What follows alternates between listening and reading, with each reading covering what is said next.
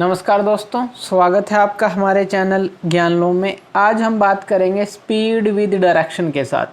अब देखिए, स्पीड के बारे में हम डिस्कस कर चुके हैं। स्पीड क्या होती है? स्पीड होती है हमारी डिस्टेंस बाय टाइम। तो स्पीड का जो फॉर्मूला हमने देखा था कि जो डिस्टेंस कवर करे कोई ऑब्जेक्ट डिवाइड बाय टाइम था, लेकिन उसके पास सिर्फ जो है मैग्नीट्यूड था या कहें कि मात्रा थी। अब अगर हम स्पीड को ही डायरेक्शन के साथ ले लेते हैं, स्पीड को डायरेक्शन के साथ लेने का क्या मतलब है? मान लीजिए कोई ऑब्जेक्ट है, कोई भी ऑब्जेक्ट है और वो मूव करता है और ये जो है पर्टिकुलर डायरेक्शन में मूव करता है। मान लीजिए इस तरफ ईस्ट है और हम बोलें कि एक जो ऑब्जेक्ट है वो मूव कर रहा है, जो उसकी डायरेक्शन है वो ईस्ट की तरफ है, तो इतनी स्पीड के साथ मूव कर रहा है और उसकी जो डायरेक्शन है ईस्ट की तरफ है। तो इसके पास क्या हो गया? इसके पास मैग्नीट्यूड भी हो गया और इसके पास जो है पर्टिकुलर डायरेक्शन भी हो गई, यानी कि दिशा भी हो गई। तो स्पीड विद डायरेक्शन का क्या मतलब हो गया? इस टर्म को हम क्या नाम देते हैं? वेलोसिटी। वेलोसिटी क्या है? वेलोसिटी एक है वेक्टर क्वांटिटी, ये एक वेक्टर क्वांटिटी है। अब क्यों? क्योंकि इसके पास दोनों चीज़ें हैं, मैग्नीट्यूड और जो डायरेक्शन है, दोनों चीज़ें हैं, तो इसलिए ये एक वेक्टर क्वांटिटी है। तो स्पीड विद डायरेक्शन आप समझ गए होंगे हम किसकी बात करने जा रहे हैं? वेलोसिटी की। चलिए वेलोसिटी के बारे में जान लेते हैं। अब ये क्या है स्पीड विद डायरेक्शन? अब देखिए, जो रेट ऑफ मोशन है अगर किसी ऑब्जेक्ट का, वो और भी ज़्यादा कम्प्रहेंसिव हो सकता है अगर हम स्पेसिफाई कर दें उसकी डायरेक्शन ऑफ मोशन को स्पीड के साथ। जैसे कि हमने बात की स्पीड विद डायरेक्शन, यानी कि इसका हम काफ़ी फ़ायदा जो है उठा सकते हैं, काफ़ी जगह उसका यूज़ कर सकते हैं अगर स्पीड को डायरेक्शन के साथ हम ले लेते हैं। तो वेलोसिटी ये बन जाती है। और वेलोसिटी हमारी क्या होती है? तो वेलोसिटी की बात कर रहे हैं। तो वेलोसिटी क्या होती है हमारी? Speed of an object moving in a definite direction.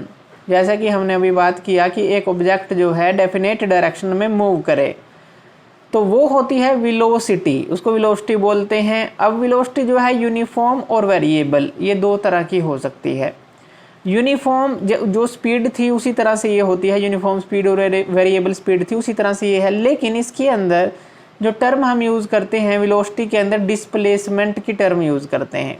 यानी कि अगर यूनिफॉर्म की बात करें तो इक्वल डिस्प्लेसमेंट अगर वो कवर करे, और वेरिएबल के अंदर अगर वो अनइक्वल डिस्प्लेसमेंट कवर करे, किसमें? इक्वल इंटरवल ऑफ टाइम में। यानी कि टाइम इंटरवल तो दोनों के लिए इक्वल है, लेकिन वो इक्वल डिस्प्लेसमेंट कवर करे यूनिफॉर्म के लिए, अनइक्वल डिस्प्लेसमेंट कवर करे वेरिएबल के लिए। ये हमने कल भी एग्जाम्पल लिया था जब हमने पढ़ा था पहले जो लेक्चर में। तो वो क्या था कि मान लीजिए कोई ऑब्जेक्ट मूव करता है और इस तरह से मान लीजिए 3 पॉइंट हम दे देते हैं उसको, और ये जो है मान लीजिए 5-5 मिनट का हम गैप दे देते हैं कि 5-5 मिनट का टाइम इंटरवल दे देते हैं।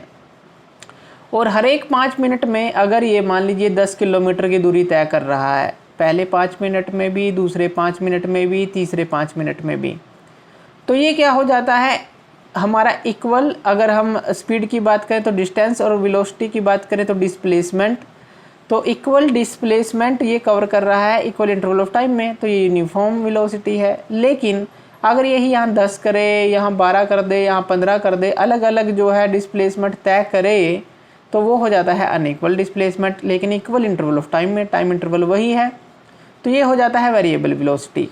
और अलोंग पर्टिकुलर डायरेक्शन, ये बात हमें ध्यान देनी है कि डायरेक्शन जो है हमें पता होनी चाहिए कि ये ईस्ट है, वेस्ट है, नॉर्थ है, या किस डायरेक्शन में है। तो अलोंग पर्टिकुलर डायरेक्शन दोनों के अंदर ये होनी चाहिए, क्योंकि वेलोसिटी कब बनेगी? जब स्पीड के साथ हम डायरेक्शन को मिला देते हैं तभी वेलोसिटी बनेगी। अब एवरेज वेलोसिटी की बात कर लें। अब देखिए, हमने जैसे वेरिएबल वेलोसिटी की बात की कि अलग अलग स्पीड से चल रहा है, जैसे कि वेरिएबल स्पीड के अंदर था। तो जो वेरिएबल जो है जब स्पीड से चलेगा या वेलोसिटी से चलेगा कोई भी ऑब्जेक्ट, तो उसके हम एवरेज वेलोसिटी निकाल लेते हैं, क्योंकि ये तो यूनिफॉर्म है, लेकिन वेरिएबल होगी तो हमें एवरेज वेलोसिटी की ज़रूरत पड़ती है। अब एवरेज वेलोसिटी के 2 फॉर्मूले आप बना सकते हैं, initial velocity plus final velocity bye 2। ये फार्मूला आप अकॉर्डिंग टू जहाँ वेलोसिटी दे रखी हो इनिशियल और फाइनल, तो वहाँ पे ये फार्मूला लगा सकते हैं। इनिशियल वेलोसिटी क्या होती है हमारी? u फाइनल वेलोसिटी को डिनोट करते हैं v से और डिवाइड बाय 2। तो v एवरेज क्या है u प्लस वी बाई 2, या फिर दूसरा जो फॉर्मूला है एवरेज वेलोसिटी का आप लगा सकते हैं कि कितना डिस्प्लेसमेंट उसने तय किया और टोटल टाइम कितना लिया। वेरिएबल वेलोसिटी के लिए कि टोटल डिस्प्लेसमेंट कितना लिया और टोटल टाइम उसने कितना लिया। अब स्पीड में क्या था, डिस्टेंस, टोटल डिस्टेंस कितना ट्रैवल किया, टोटल टाइम कितना लिया।